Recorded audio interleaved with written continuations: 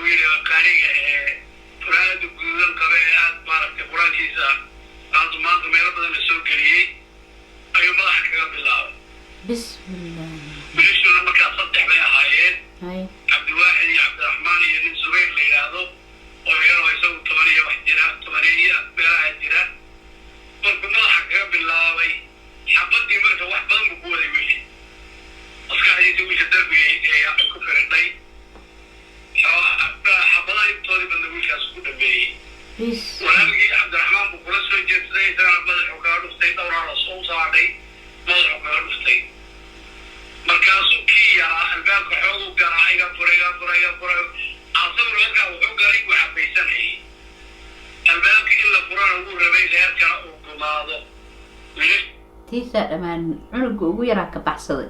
labada kale midna xabadiyo aad ugu furay oo ilaa maskaxdiisa ee darbiga ay ka gaarto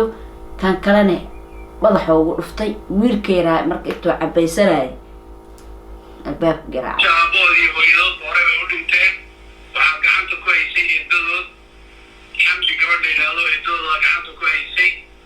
oo wax bartay oo aad iyo aad qur-aanka ugula dadaali jirtay aad iyo aad juhdi aad iyo aad u weyn ku bixisay aad ilaahay waxaan ka rajaynayaa ilaahay uu gabadhaa sabir siiyo aad bay gabadh waa isku dardarsantay baa hadda liigu leeyahay wiilashan sida la sheegay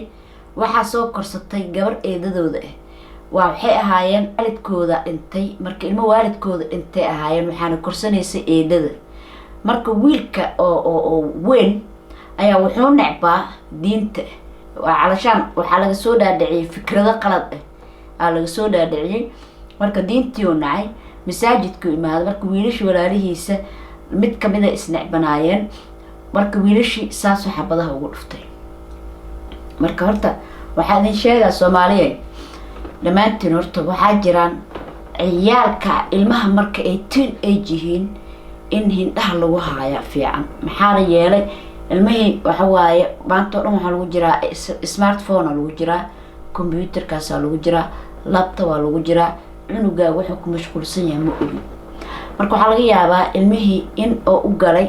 dad adiga diinta nacban oo u galay oo laga dhaadhiciyay diinteena inay tahay diin xun oo dadka gumaadayso rafaadayso okay wiilashii kale walaalihiisu marka asaga ku soo jeestay marka maciilo u qabay horta ana waxaan kala fahmi waay